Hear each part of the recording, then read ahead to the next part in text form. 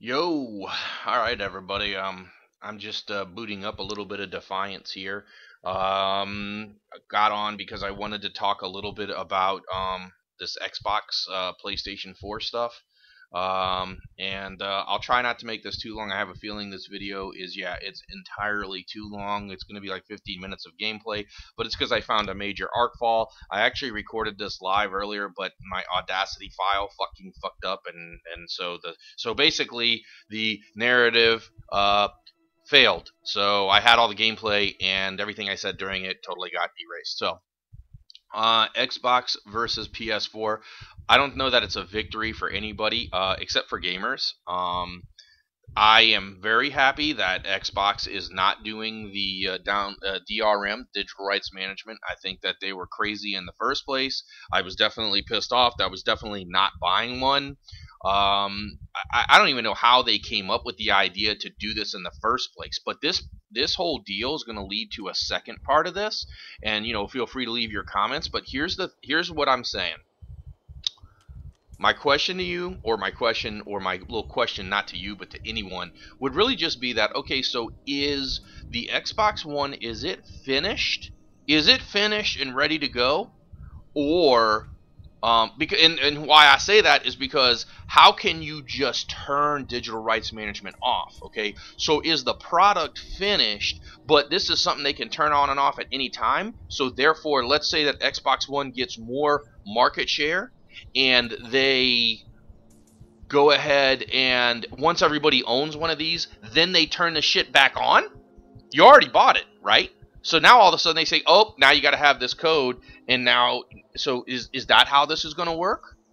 Or is it like I really think the game's not finished? The game's not finished. I'm telling the system is not finished. Everybody's like, oh, it's been going on for 5 years, been going on this many years, and all this other shit. Look, how can you change your system at the last minute? How can you change your system up like that? Like, if it requires that the game be in an activation code with an always-on internet, that's something that the game system requires, right? So how can you just, like, boop, turned it off, doesn't need it now? Well, here's the deal. It's probably built into that game system. So, no, today, no digital rights management. But guess what? They get market share over PS4. It's coming back. Hey, look, I don't think that's. I think Sony would do the same shit. If Sony had the lion's share of the market, they would do the same thing. But you're stupid if you do it on a brand new console that's just coming out that you put you made $100 more expensive than the competition. Okay, you do it to people once they've already got it. It's the same thing that Walmart's going to do to the world. And look, I ain't going to go into all the conspiracy theories, but I'm just telling you right now, Walmart's cheaper on everything, right? Yes, that's why we all go to Walmart. But you know what? Once Walmart puts all those small mom-and-pop local businesses out of business, they will have a monopoly, and you will only be able to buy shit at Walmart. It's already like that. I mean, it's already like that. That's why there's not as much variety, in the mom-and-pop places struggle. But I digress. I'm just talking about Xbox. I'm just saying that when you look at Xbox One, they can immediately turn around after 2 weeks of people saying no. And really, here's what happened. It wasn't that people complained about it. It wasn't YouTubers or YouTube videos or gamers. You know what it was? It was dollars and cents. It was pre-orders. PS4 is getting double the amount of pre-orders. I mean, who is it? I mean, I'm telling you, whoever's in charge in the Microsoft gaming part is a complete fucking nincompoop. Okay? I mean, like, who could be so stupid? I buy an Xbox to play fucking video games. Now, if it does something on the side that's useful, sure. But other than that, I'm not going to sit there and fucking, I don't want to do all this other shit. I don't want Connect 24/7 connected to it. Some people were saying, oh, you can just, there's software you can use to turn it off. Oh, there's software I can use. Okay, software would mean a program. So if there's software I can use to turn it off, that means there's software that I can use to turn it on. Or someone else can use to turn it on. Again, not being a conspiracy theorist, just saying the truth. I mean, the fact is, you shouldn't have to have a fucking Kinect on. I've got an Xbox 360. The goddamn Kinect is still in the plastic and still in the styrofoam, up in the box, in the package, the top shelf of my closet, where my Xbox, my Xbox 360 box is. Okay, But I've never touched it. I mean, I looked at it one time. I never undid the bread ties off of the fucking wires. Look, man, if you like Kinect, that's fine. But personally, I don't want a fucking camera turned on. And here's the other deal.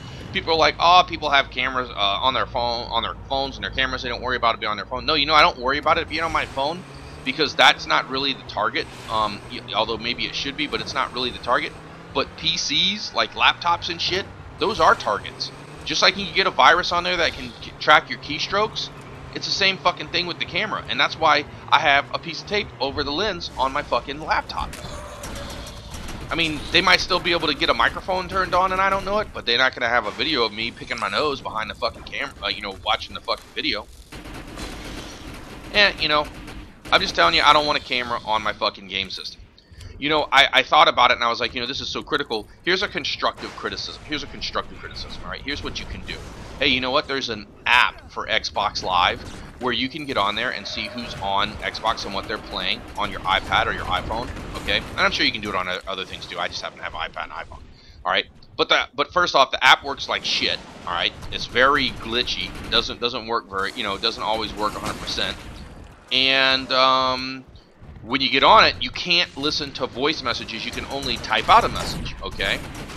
All right, okay, all right. Well, hey, you want to make something cool?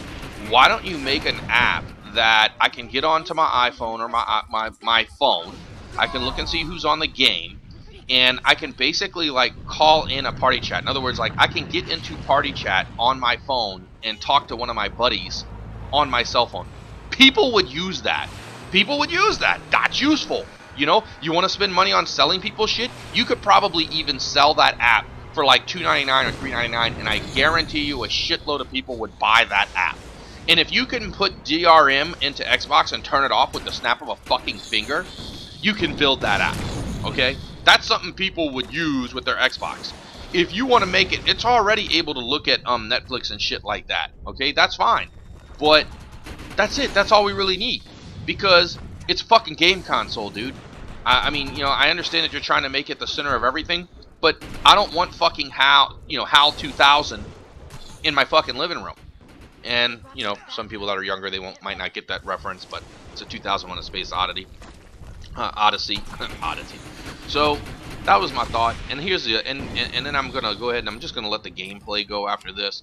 But the deal is that Xbox, the machine is not ready. That's why they can just say it'll have this feature, it won't have that feature, because the shit's not built yet. They're gonna build fewer units than what the demand is for. That's why they're doing the pre-order shit. They're doing that intentionally to try to drive you out to buy the shit, even though you don't necessarily need it. That's just a marketing ploy to create demand. You have to limit the supply. This little marketing 101, and that'll make people willing to pay $100 more. But that's the deal. It's still going to cost $100 more. I am going to wait because I've heard conflicting rumors on whether or not my 360 stuff will work on Xbox One. If all of my stuff, if my headset, my controllers work on Xbox One, which I've already heard that it doesn't, but if it does, I'm now a candidate for spending the extra $100 on the Xbox One if my games will work on it and if my controllers are transferred to it. Because it would cost me more money to buy new shit for a different game system. Okay? Logic? Does this make sense? Follow me here? However, if it doesn't work, which is what it sounds like it's not going to work, if it doesn't work, why would I buy another one? I mean, seriously. Where is the loyalty from? See, again, and I mean, this is probably just stupid.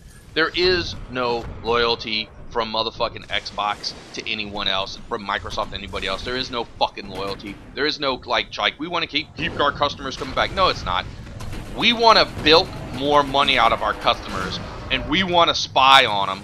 We want to know what they're playing, when they're playing it. We want to track everything they do, so we know what to sell them next and what they'll spend their money on next. That's how their mentality works. That's how their mentality works. Not like, let's make it so all our fucking shit works on the new system, and that way we can charge $100 more, But if their controllers still work on the new system and their headsets work on the new system, then we'll sell more units. See, that's long-term thinking. That's how I, well, again, I'm not a corporate executive, but that's because I don't have my fucking head up my ass. But that's how you do it. That's how you sell more Xbox One units, and that's how you can sell it for $100 to $100. You can sell it for $200 more because of all the people that have old controllers or customized controllers or headsets. You got to look at the cost of the headsets and all the accoutrements, and once you see what all those cost, then you have to make it at a price point where it's like, look, if you buy this system, you can use your old shit. That will encourage people like me who are sitting on the fence, and I'm not even really sitting on the fence, but who are not buying anything right now, because I'm saying, no, I'm not going to buy anything right now, because I'd have to buy all new shit. It's not just going to be buying a new system. I'm not playing. Look, I'm used to like Turtle Beaches and Turtle Beach headsets, so I'm not buying less that. And look, if I want to play Call of Duty, I gotta have a SCUF controller. I mean, that's just what I play with. And you know, like on my Xbox controller, I've got the little keypad, you know, the little that you can type, so you can bang out a message real fast. I like that stuff, you know. But that shit's not gonna be able to be used on Xbox One. Not saying they won't make it for Xbox One, but the shit I have for 360 might not be able to be used on Xbox One. So, again, you know, it's not that I hate Microsoft and love Sony. I love that. I was listening to Presador. He was talking about Sony ponies. Yeah, so I'm a Sony pony right now, if I had to buy a machine today. But, you know, I'll wait. I'll see. I'm definitely... Hey, look, I don't think that Sony shit's going to be that much better. I know Sony's going to have the same amount of problems, all right? They're pushing their system out, too, okay? They're going to push their system out. It's not going to be perfect. It's not going to be glitch-free. Don't buy the first generation. The first generation always has issues. Get the second one. You know, get the second one, because it's just like when a new model car comes out, because they don't really know what all the problems are going to be. They say they tested it and all that other shit, but that's not always the case. Anyway, that was everything that I had to say about it. Leave your comments or message me or whatever, that's fine. Hope you enjoyed it. I'll probably be back on Black Ops soon. I just, you know, gotta take a break, dude. You know, once you get away from that stress-free environment of shitty-ass Black Ops 2, god dang, dude, there's a lot of other games out there to play. So, hopefully I'll see a few of you on this game. Anyway, peace out.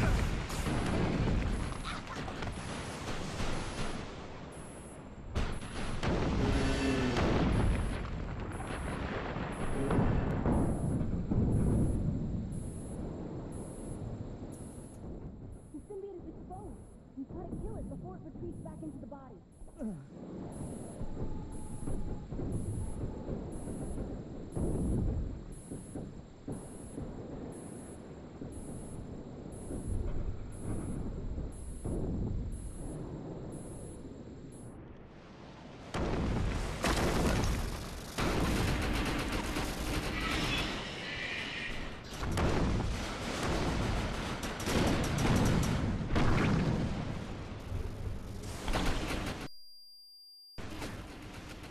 Exposed. We've got to kill it before it retreats back into the body.